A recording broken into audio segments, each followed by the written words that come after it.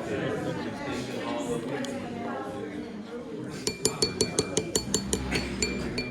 evening, everyone.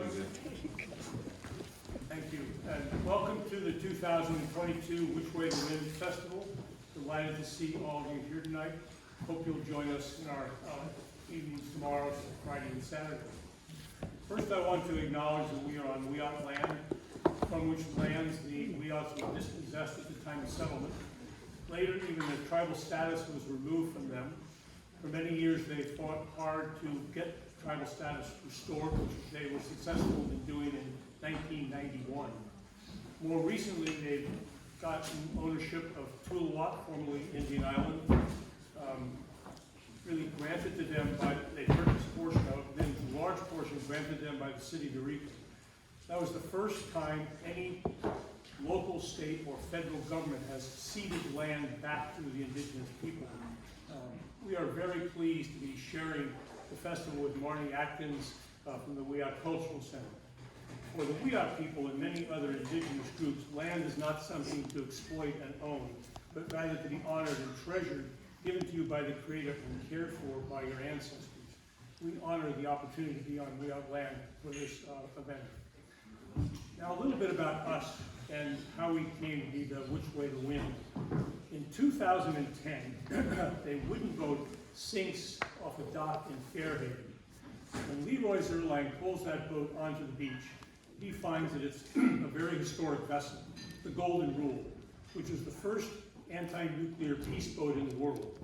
In 1958, Albert Bigelow, with a crew of 3 Quakers, attempted to sail from San Pedro Harbor to the Marshall Islands to protest above-ground nuclear testing and to alert the world to the dangers of that testing. They never did reach the Marshall Islands. They were stopped twice by the Coast Guard, one time when they were in international waters. They were boarded twice, arrested twice, tried twice, sentenced to jail twice, on the last occasion for 6 months. That sentence was commuted, I think, in part to get them to agree to leave Hawaii and not make further attempts. Returning to the mainland in 1958, Bigelow and the Quakers, to sort of continue the publicity and the attention given to their boat, commissioned a play to be written, an anti-war, anti-nuclear play. That play was called Which Way to Win. It is from a line in the book, a couple of lines in the play, which occurred during a congressional hearing where a senator asks a general, he says, what's the estimated death number if an atomic weapon was detonated over a major American city? And the general replies, well, Senator, that depends on which way to win. So we've adopted that name to honor the Golden Rule and their role in the anti-nuclear effort. Between 2010 and 2015, the local Veterans for Peace of Garberville and Humboldt Bay undertook a very careful and loving restoration of the Golden Rule and relaunched that boat in Humboldt Bay in 2015. It remains, Humboldt and Eureka remain its main port, its home port. Currently it's sailing down the Mississippi River. I think it's about to reach Des Moines, Iowa, sort of soon. We began the Which Way to Win Festival in 2018 by restaging that play, Which Way to Win, which, as near as I can tell, had never been performed since 1960. And we raised money to support the Golden Rule in its anti-nuclear efforts. Today, the organization and festival actively address the nexus between nuclear proliferation, global climate change, and environmental degradation.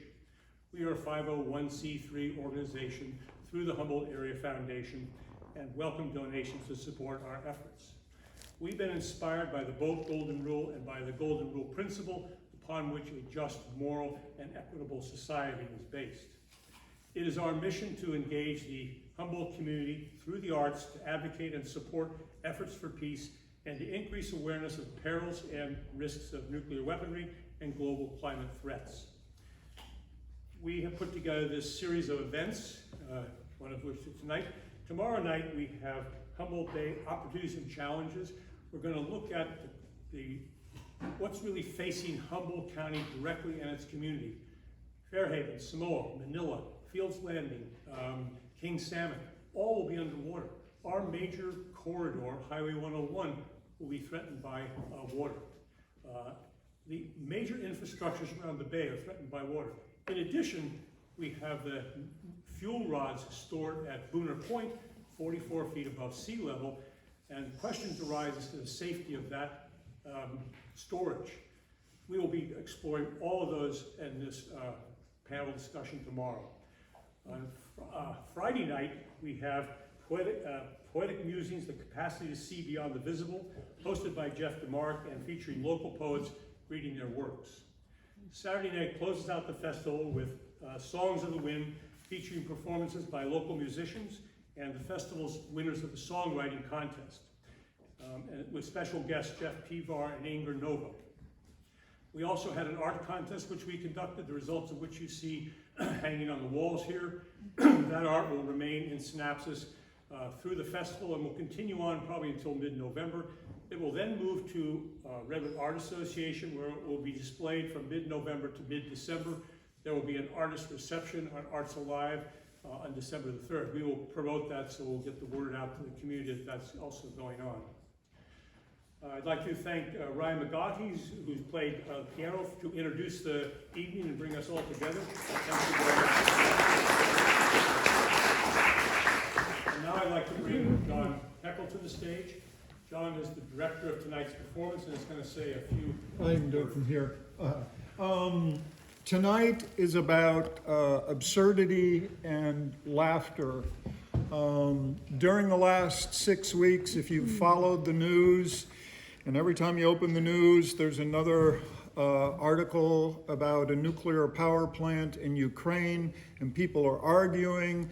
And having been born in 1946, the nuclear scare I went through once when I was young, and lo and behold, I'm 75 years old, and I pick up the newspapers and I listen to the radio, and it's there again. Tom Lehrer and Alan Sherman, those of you that are old enough to remember Tom Lehrer and Alan Sherman from the 50s and the 60s, they told us all about this in the 50s and the 60s. So what we tried to do tonight was find in theater pieces some of the most absurd looks at nuclear deterrent, some of the absolute most bizarre moments to get us to laugh. Laughter brings us together, and I hope the laughter that ensues this evening brings us together. And in terms of finding someone to start the evening from 20th century literature, who better but to start us than Mother Courage from Bertolt Brecht, one of the all-time great feminist anti-war figures. And so I introduce Mother Courage, and there will be a light shift.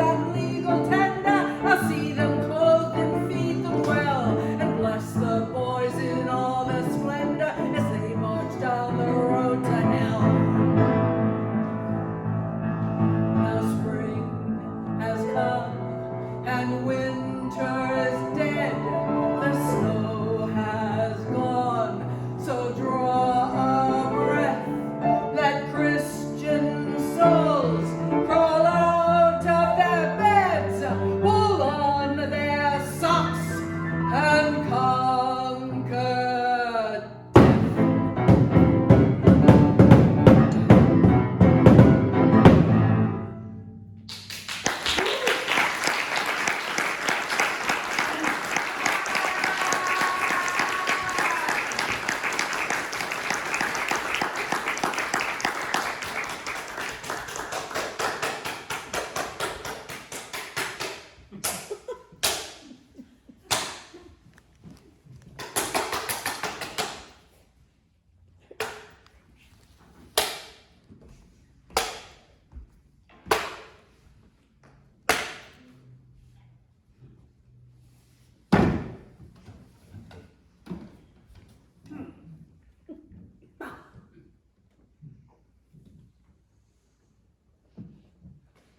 Why lies are better than the truth.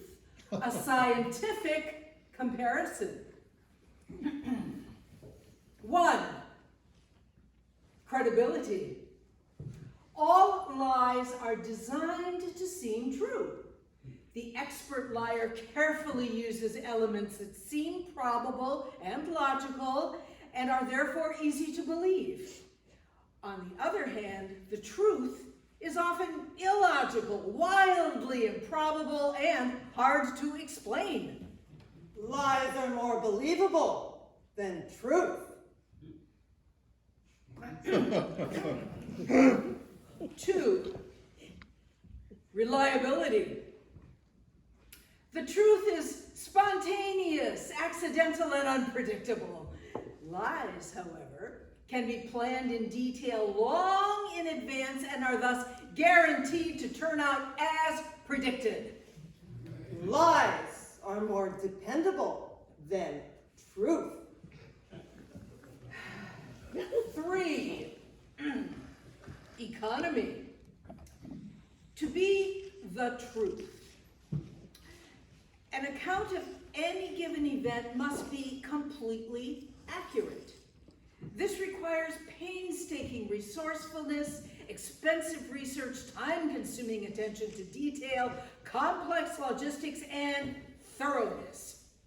In spite of all that, some people will believe it and others will not. A lie will produce identical results without all the fuss and bother. Lies are simpler than the truth.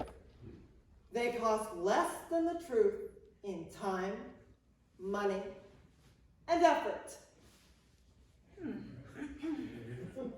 4. Value. The truth can be found anywhere. It belongs to anybody who finds it absolutely free. Lies are custom made, often by experts, and the best ones are highly polished works of art. Lies are worth more money than truth. Respectability. A. Great fortunes have been made by selling lies to the public.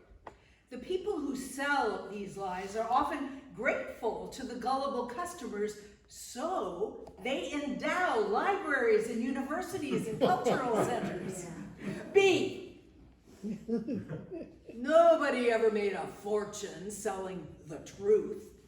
First of all, as already stated, the truth is free.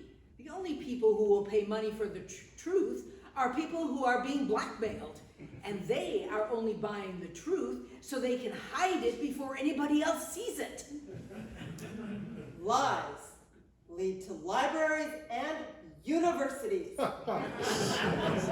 while the truth leads to blackmail.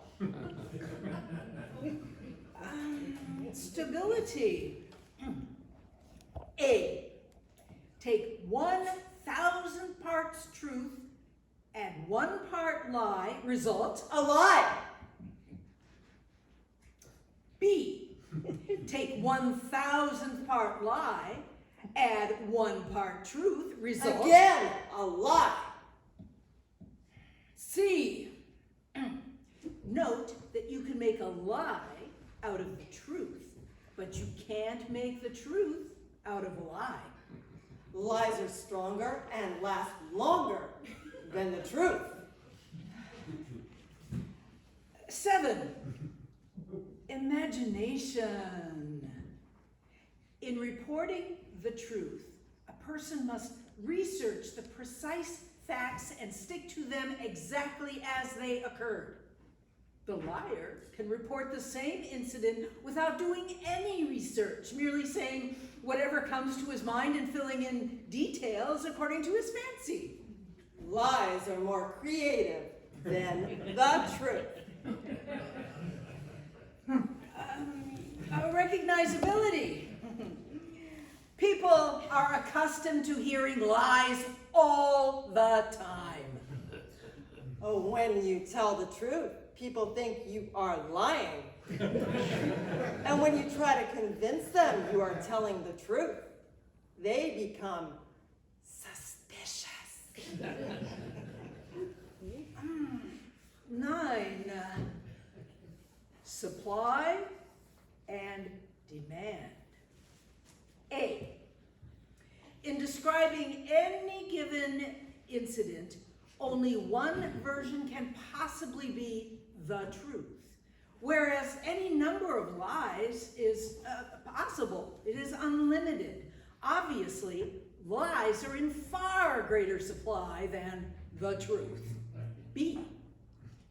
There is a great demand for lies if they are flattering, if they build up one's hopes, if they help to escape reality, or if they promise health, wealth, power, or potency. Nobody is very anxious to hear the truth. The only people who demand the truth are those who are investigating something, lawyers, etc. And they only want the truth to prove someone is lying.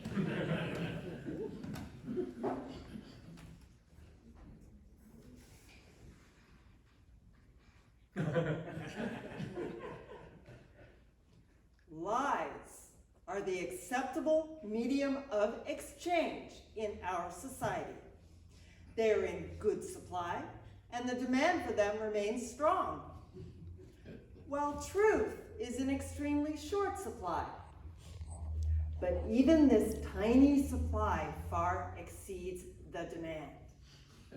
Thus, in our society, truth occupies a position identical to that of dinosaur shit. Conclusions. Lies are superior to truth in numerous ways. Lies are more ingenious. Lies make the world seem more Pleasant. Lies are less embarrassing than the truth and less frightening. Furthermore, in fields such as diplomacy, statesmanship, merchandising, advertising, public relations, and bookkeeping, the truth is an out-and-out handicap. In friendship, truth is harmful. In love, it is disastrous.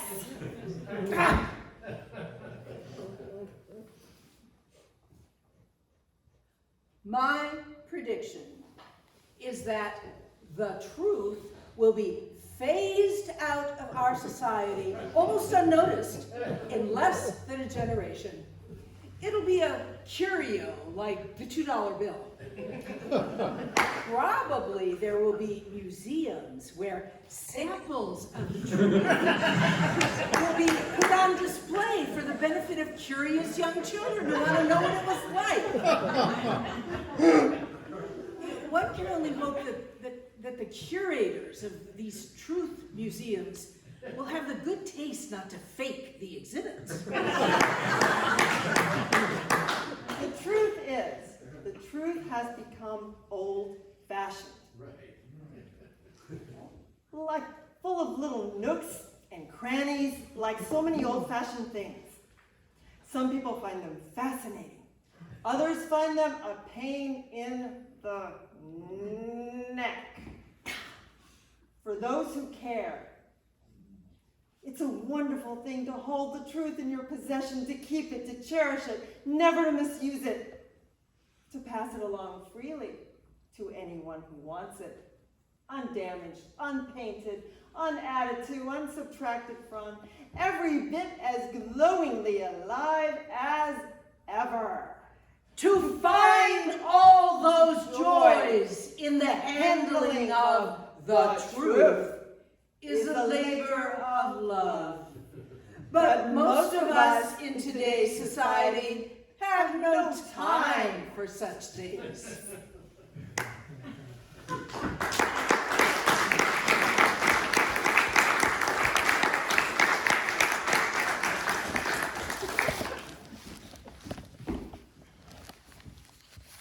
Didn't I hear something about science? What is science? Ah, that's what it was.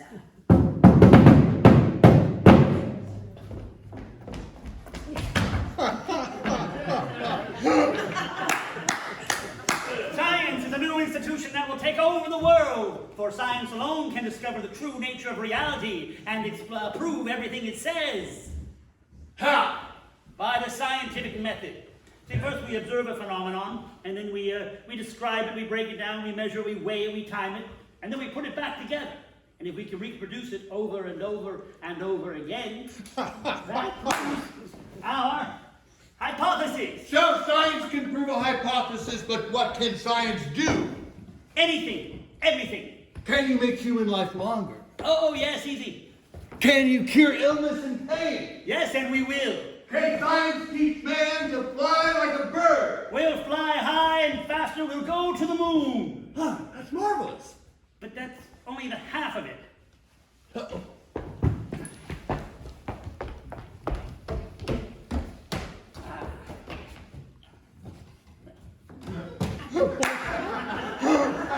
What's the other half?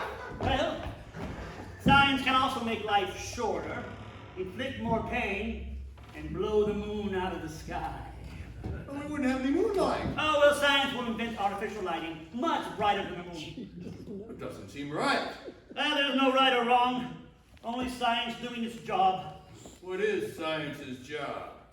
Transforming nature into useful things.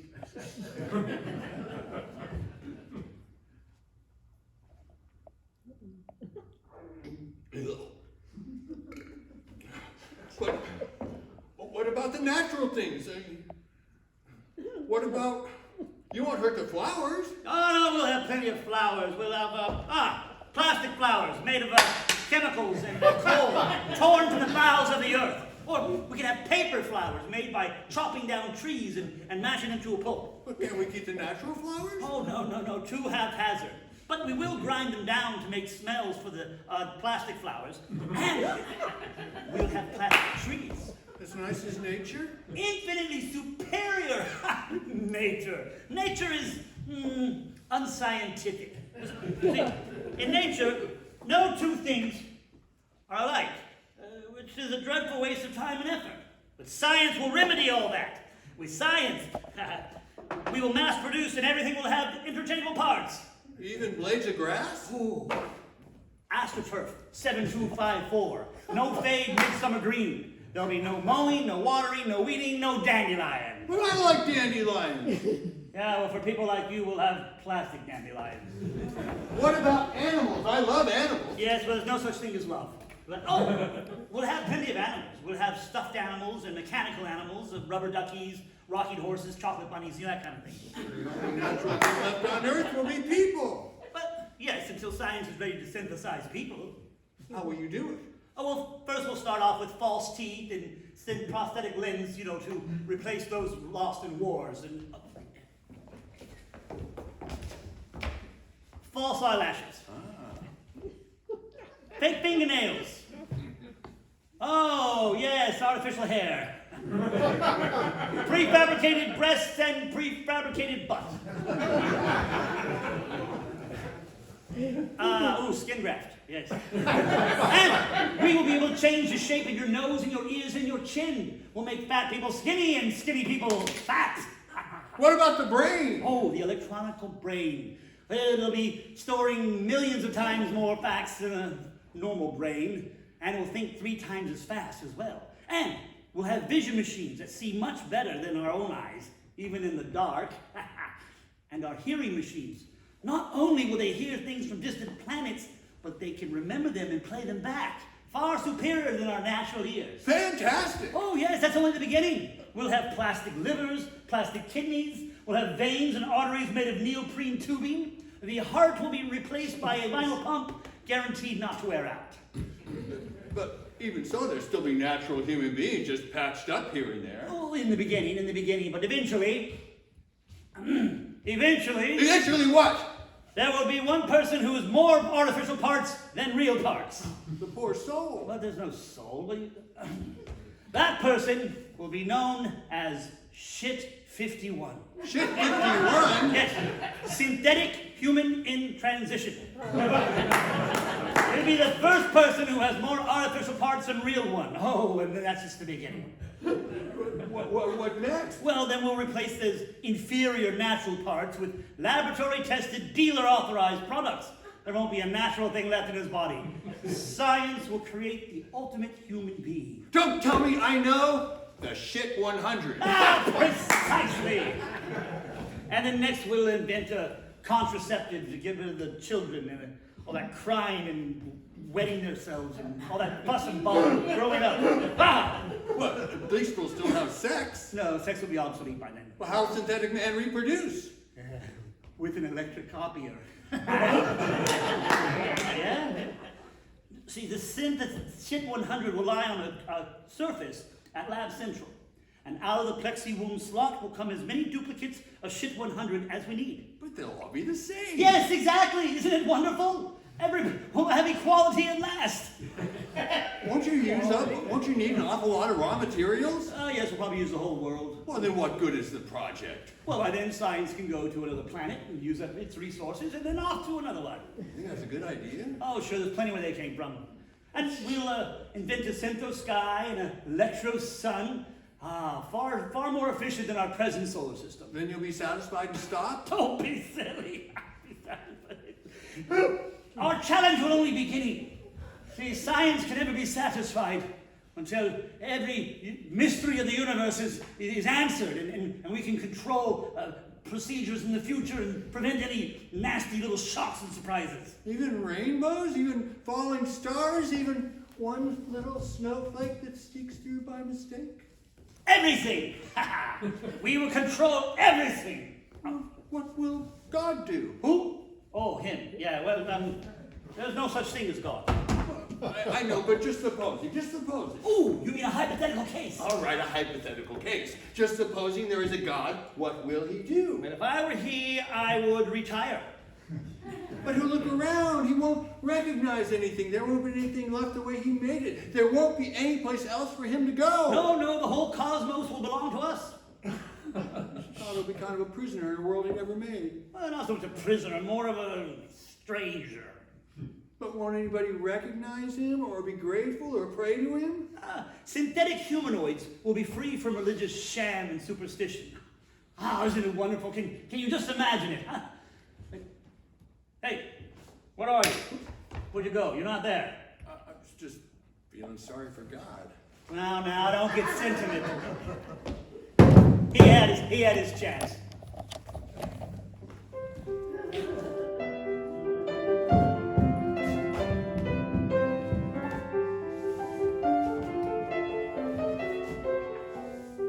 Gather round while I sing you of Werner von Braun, a man whose allegiance is ruled by expedience. Call him a Nazi, he won't even frown. Ha! Nazi schmatzi, says Werner von Braun. Don't say that he's hypocritical, say rather that he's apolitical. Once the rockets go up, who cares where they come down? That's not my department. Says Werner von Braun. Some have harsh words for this man of renown, but some think our attitude should be one of gratitude, like the widows and cripples in old London town, who owe their large pensions to Werner von Braun. You too may be a big hero, once you learn to bounce backward from zero. On German or the English, I know how to count down. And I'm learning Chinese, Says Werner von Braun.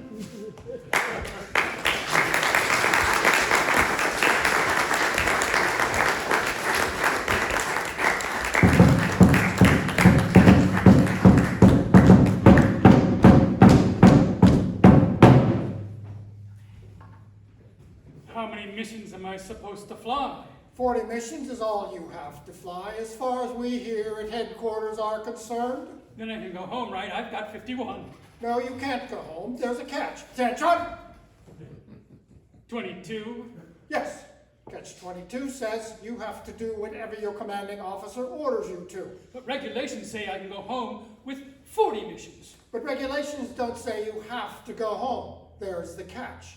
Even if the colonel disobeys an order by making you fly more missions, you'll still have to fly them, or you'll be guilty of disobeying a direct order of his, and then we'll really jump on you. Then I really will have to fly those 55 missions, won't I? Attention! 60. See? He's raised them again. God damn him! Well, what'll they do if I refuse to fly them? We will probably shoot you. We? What do you mean we? Since when are you on their side? If you're going to be shot, whose side do you expect me to be on?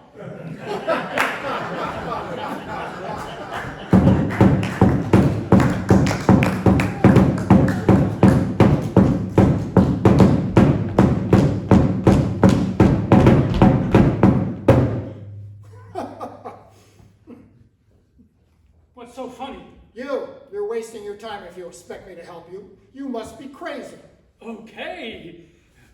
Can't somebody go home who's crazy? Sure, there's a rule saying I have to ground anyone who's crazy.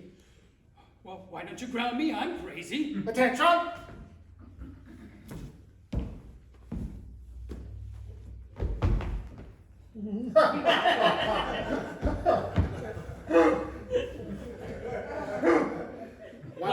Why don't you ask me to? Okay. Why don't you ground me? What? The rule says you have to ask first. I have to ask? Yes, that's all. Just ask. Attention!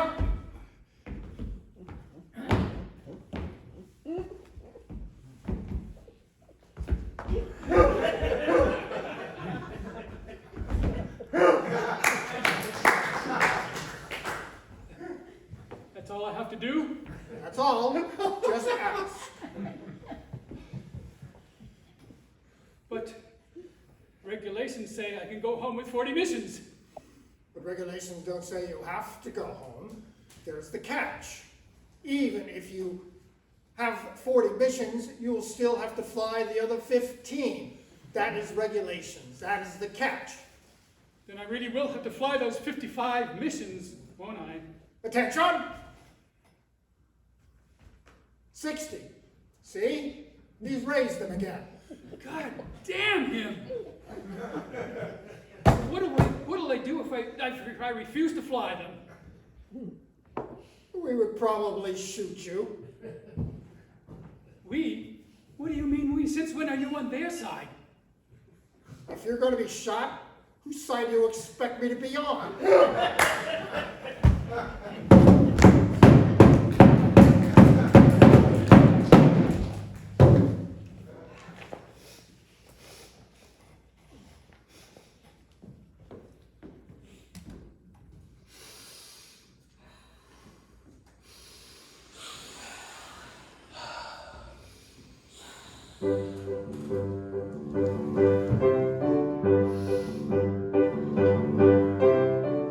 Welcome, sulfur dioxide. carbon monoxide. The air is everywhere. Breathe deep while you sleep, breathe deep. Bless you, alcohol bloodstream. Save me, nicotine lung steam. Incense is in the air. Breathe deep while you sleep, breathe deep. Cataclysmic ectoplasm. Fall out, atomic orgasm. Vapor and fume at the stone of my tomb. Breathing like a solid perfume. Eating at the stone of my tomb. I'm looking rather attractive. Now that we're radioactive, Just watch me spark. I glow in the dark. we float in the dark. Breathe deep while you sleep. Breathe deep, deep, deep, deep, deep, deep. Hi.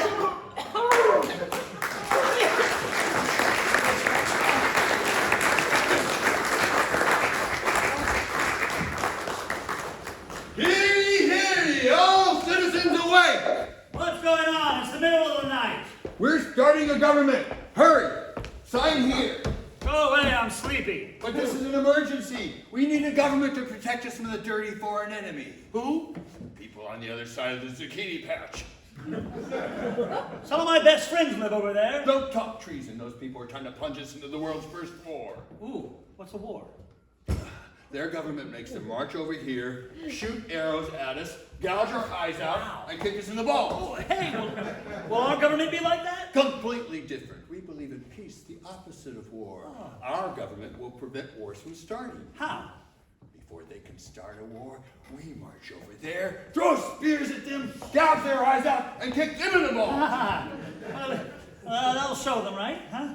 Of course, wars will start a lot of different ways. For example, the king of Babylon might say to the king of Mesopotamia, let's have lunch. Well, now, how would that start a war? Unfortunately, the Babylonian word for let's have lunch is the same as the Mesopotamian word for go fuck yourself. But most wars will be fought over territory. Oh, you mean like that zucchini patch? Right. Just think, someday you may have the honor of dying to save that hollow zucchini patch. But I don't even like zucchini. It gives me hives. Why worry about hives? You'll be dead. I'd rather have hives. Just think, we'll build a big statue of you in memory of Seth, who gave his life's blood to bring us everlasting peace for a few months. Well, No, I don't think I'll join.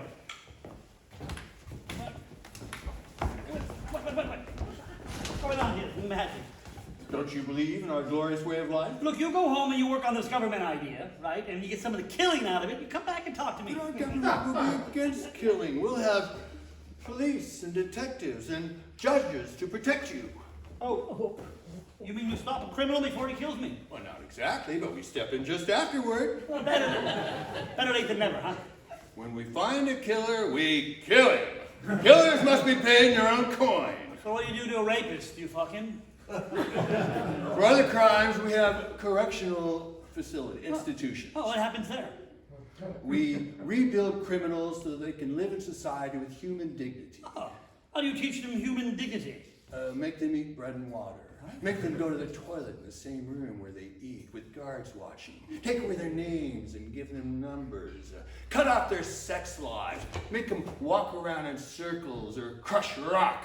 Cut off communications with people in the outside world. Don't you build anything besides these dungeons? Oh, sure, we build insane asylums. Oh, what's an insane asylum? Big building where we keep crazy people. Well, how do you know they're crazy? You have to be crazy to stay in a place like that. How do these crazy people get in there? Someone's wife or uncle or husband signs a paper swearing they're crazy. We lock them up. What if he signs a paper saying he's not crazy? We tear it up and throw it away. How come? A crazy person will sign anything. What else do you build? Well, school. Oh, what happens there? We teach children the things they should know. Oh, like what? Like what a wonderful government they have, and how to salute it, and how rotten the other government is, and what to do when you sing our national anthem. What do you do? You have to stand up, uncover your bare belly button, and put your right thumb into it. How come? To symbolize the cord that connects you with your mother country. Just wait till you see 100,000 bare belly buttons all doing that at one time. It's a stirring sight. Well, how about joining? How many portions of food? Oh, just give us all your food. We'll give you some official money. Money. Little flat stones. Oh, good. I know where a lot of little flat stones are. I'll be right back. They better have my picture on them. Well, okay, so once I get these money stones, what do I do with them? Well, first you have to give a lot of them to the ERS. What's the ERS? The Internal Revenue Service. What does the Internal Revenue Service do for me? It keeps you out of jail How? by collecting your taxes. Taxes? Taxes! Oh, taxes. Wait, what are taxes? Money you pay to keep out of jail. That sounds like bribery to me. Certainly not. Any bribes you pay are over and above your taxes. What kind of things do you tax? Well, little incidentals like the getting born tax. What's that? It costs 4 stones for your birth certificate. It proves you were born. Everybody knows I was born. You have to have an official birth certificate, for example, to get into school. What if I don't want to go to school? School is compulsory. All citizens must go to school. Besides, why waste your school tax? Is everything compulsory? No. Take the library, for instance. You don't have to use it if you don't want to. Oh, that's nice. But the library tax is compulsory. Although it is one of the smallest taxes we have. There are other taxes? Oh, yeah. Like what? Well, there's income tax. Ooh, what's that? When you sell something, you give us money. And there's outgo tax. Ooh, what's that? When you buy something, you give us money. Do you smoke? A little. Cigarette tax. Drink wine? Oh, now and again. Alcohol tax. Enjoy music and dancing. Well, yeah, sure, you betcha. Oh! Entertainment tax. Is this your hut? Yes. Property tax. How about the ground underneath your hut? Yeah, that's mine too. Real estate tax. Is that your eagle above the door? What if it is? Property improvement tax. Do I have to pay all these taxes? Of course not. You can always go to jail. Damn it, the way you got it working out, I might as well be A dead. death certificate costs 8 stones. Why do I need a death certificate? It gives you permission to be dead and allows you to stop using the public library. Okay. Well, Well, at least you'd be done. with well, taxes. yes, I mean, there's that, but Except for, of course, estate tax, surtaxes, probate fees, and court costs. court costs, surtaxes, what are surtaxes? Taxes on taxes.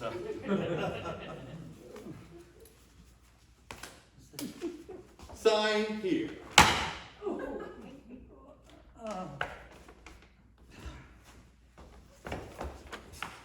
But if I sign this, I have to obey your laws, whether I agree with them or not.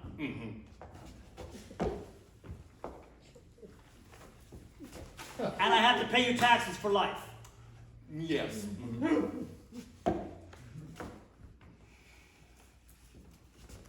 And even if I do pay, I might be called off the war and get killed. That could happen, yes. And the money I pay goes to build war machines and booby hatches and dungeons. And statues of me. What if I refuse to sign? Then you're an enemy of the state and we will have to kill you.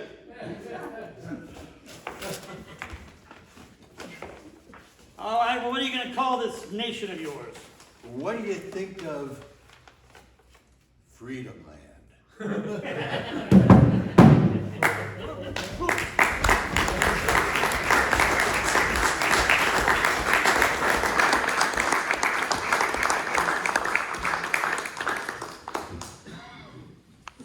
Speaking of government, this was at a committee meeting in Washington on July 20th, 1956, with Lieutenant General James Gavin, who is the Chief of Research and Development for the U.S. Army, on the stand, said a senator, I ask you, General, if we got into nuclear war and our Air Force made an assault in force against Russia with nuclear weapons so that those weapons were exploded in an area where the prevailing winds would carry them northeast over Russia, what would be the effect in the way of death over there under those circumstances, in your opinion? Well, Senator, current planning estimates run on the order of several 100 million deaths that would be either way, depending on which way the wind blew. If the wind blew to the southeast, they would be mostly in Southeast Asia, although they would extend into the Japanese and perhaps down into the Philippine area. If the wind blew the other way, they would extend well back up into Western Europe. Ha!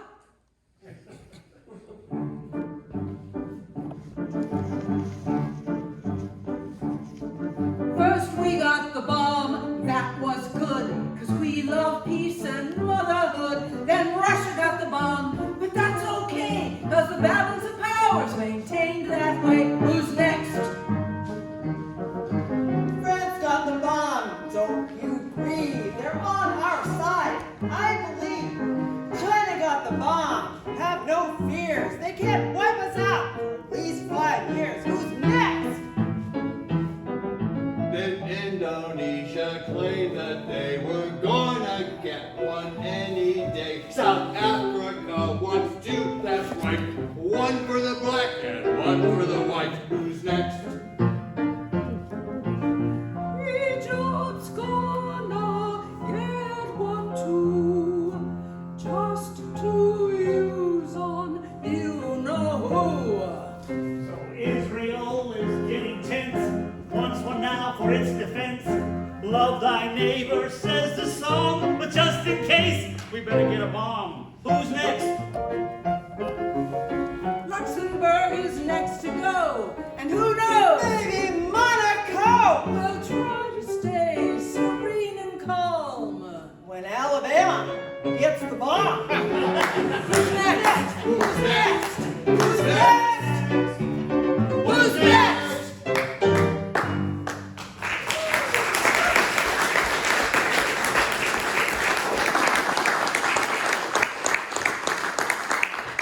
There's a curious paradox built into the deterrence strategy, and no one knows how to get around it. The paradox is this: deterrence is dependent upon strength. Well, that's obvious. However, should deterrence fail for whatever reason, your strength instantly becomes your greatest liability, inviting attack instead of preventing it. Hoist on your own petard. And that is where all these crazy scenarios come in, where war breaks out precisely because nobody wants it to. Really, I'm not kidding. This business is filled with paradox. Here, I'll run one by you. I think before you do, we should point out, it's not easy starting a nuclear war. Right. Good. Sorry, getting carried away. In fact, I could run scenario after scenario. The China-Taiwan situation is most popular. That's the hot spot, yeah? Yes, and people just will not go nuclear. Right. And at first we drove us up the wall. We had all these tests designed to find out what people would do when they go nuclear. Yes, and no one would do it. To the man, they just refused to believe there wasn't some other way to resolve the crisis. Well, the military started freaking out. They figured those guys down in the silo, maybe they won't push the button when they're told. Oh, real freak out scene. The whole Pentagon. Ah, yes, they just went bananas. Total banana scene. some general called me up. He said, "You incompetent jackass. What the hell kind of scenario are you giving these guys?" And I said, "We're giving them every scenario I can think of, sir. They just won't push the button, sir." And you know what he said? Oh, get this. Don't tell them it's the button. And we said, what's the use of the test? Well, anyway, happy ending. Finally, we solved it. What? Well, you solved it. I solved it. You solved it. What does it matter? We solved the thing. Yeah, what a bitch. People think it's easy starting a nuclear war. Yeah, let them try. Okay, I'll bite. How do you start a nuclear war? Well, first you have to assume that a nuclear war is the last thing either party wants. Yes, that's the key. Who would have thought that, Jim? Okay, let's say we're in a confrontation situation where we and the Russians are facing down in Ukraine. Big Russian pour down. Let's further say we're losing conventionally on the ground. Not hard to imagine. And the president decides he wants to use these nuclear weapons in the area, so he moves them in. Mind you, he doesn't want to use them now. Right, absolutely not. Last thing he wants. Yes, just a show of strength so the Russians will rethink their position and pull back. In other words, it's a bluff. Good old poker bluff. And by the way, probably the proper move to make. Yes, and now the president's batting 1,000. No signs of appeasement. Nothing too strong and nothing precipitous. Now let's suppose the Russians, in the heat of the crisis, misinterpret the moves we've made and believe that in fact we're about to launch these weapons. Not a far yes. supposition. Well, yes, and particularly given their tendency to paranoia. Right.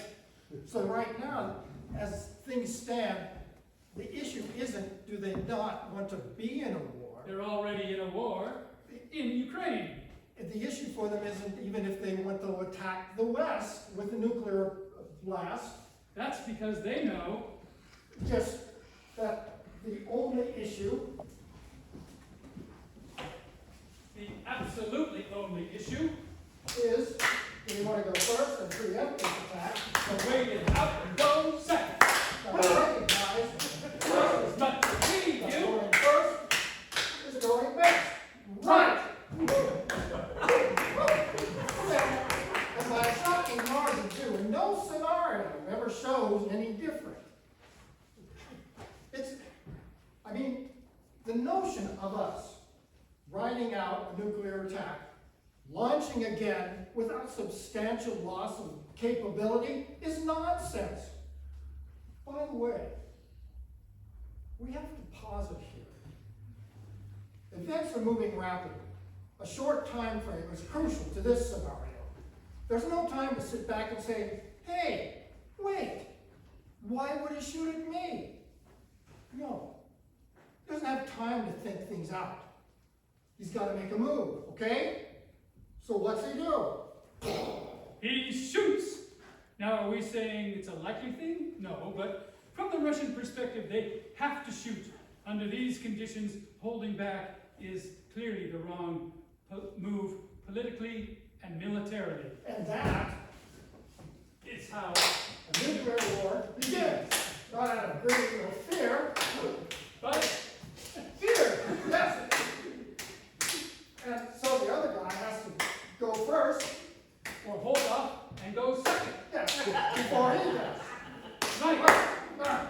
Woo! Woo! On our own petard. You guys are screaming. Actually, didn't you tell her? Oh, sure. Actually, over at the center, we all try to scream at least once a day. It usually happens in the cafeteria. Someone on the staff will stand up and shout, "Screaming time!" and everybody would just go,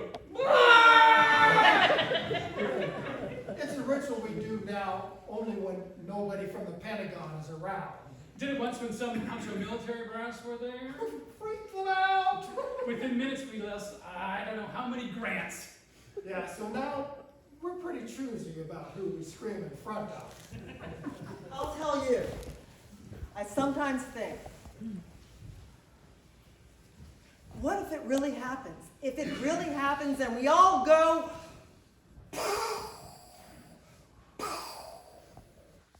by the way, it could all be over. And no matter what anybody says, no one knows what happens to the ozone layer in a nuclear war. Really? No idea. Okay, so I'm thinking, it's all over now. And we're up there in the big debriefing space in the sky. And the good Lord decides to hold a symposium. Because he's curious. How did this thing happen? And everybody says, hey, don't look at me. I didn't want to do it. The end result being, everybody realizes nobody wanted to do it. But suddenly there was no choice. Or no choice they could see.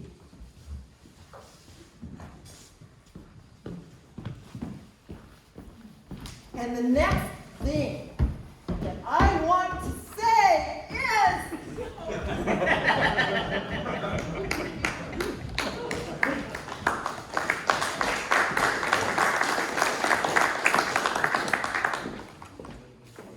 Gone. Where? Away, chased away into the street. By who? Who took her? Did they arrest her? They chased her away. But who will take care of me? By what right did they have? Catch-22. What? Catch-22. Catch-22 says they have the right to do anything we can't stop them from doing. Well, how do you know it was Catch-22? Did they show it to you? Did you read it? They don't have to show us Catch-22. The law says they don't have to. By what law says that? Catch-22. No. Damn it, I bet it's not even there. Who will take care of me? Here, this is all I have. It's not enough. Money is all we have. Catch-22. Mother, there's no such thing. Come. It doesn't exist, but everybody thinks it does. Who will take care of me? No one.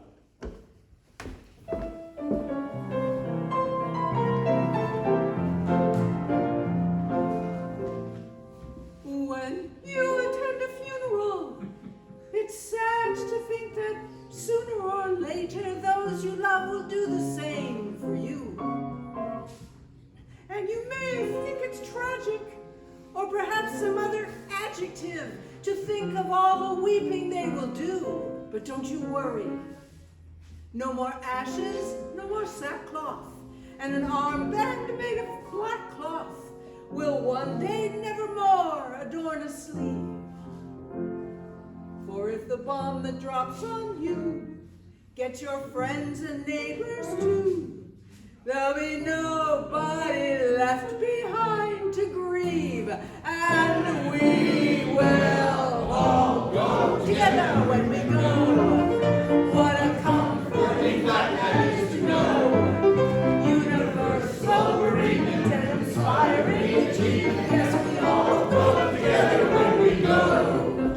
We will all grow together when we go, all suffused with an incandescent glow. No one will have the endurance to collect on their insurance. Lloyd's of London will be loaded when they go. We will all fry together when we fry. We'll be French fried potatoes by and by. There will be no more misery when the world is our rotisserie. Yes, we will all fry together when we fry. And we will all bake together when we bake. There'll be nobody present at the wake, with complete participation in that grand